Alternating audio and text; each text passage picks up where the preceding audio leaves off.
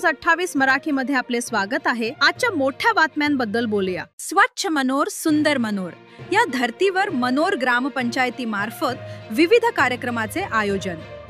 मनोर ग्रामपंचायत तर्फे माझी वसुंधरा अभियान अंतर्गत दिनांक 25 नोव्हेंबर 2025 रोजी मनोर बाजार परिसरात पर्यावरण संवर्धन व घनकचरा व्यवस्थापन सुधारण्यासाठी स्वच्छ मनोर सुंदर मनोर व प्लास्टिक मुक्त मनोर मोहीम सुरू करण्यात आली।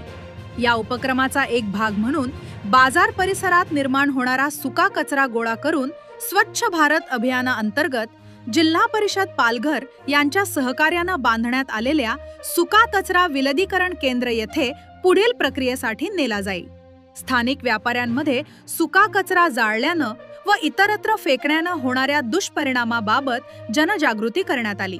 तसेच कचरा विलगीकरण, सुरक्षित विल्हेवाट पद्धती आणि पर्यावरणीय जबाबदारी वाढवण्यासाठी सुका कचरा संकलन पिशव्या आणि माहितीपूर्ण पत्रके वाटण्यावर या मोहिमेत भर देण्यात आला।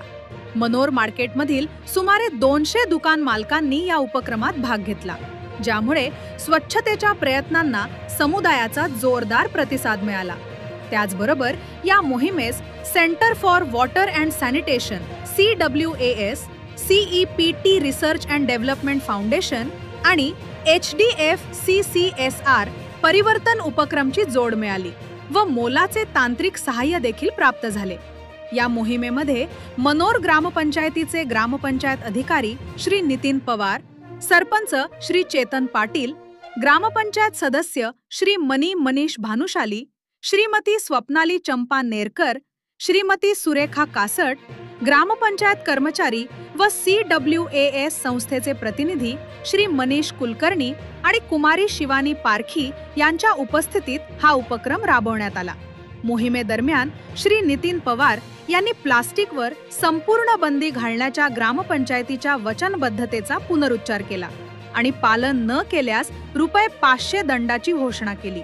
येत्या काही दिवसात संपूर्ण बाजारपेठ परिसरात ही मोहीम सुरू राहील, ज्यामध्ये स्वच्छ मनोर सुंदर मनोर व प्लास्टिक मुक्त मनोर संकल्पना साध्य करण्यासाठी जनतेच्या सहभागाची जोरदार अपेक्षा असून ग्रामपंचायत या दृष्टीने कार्यरत आहे।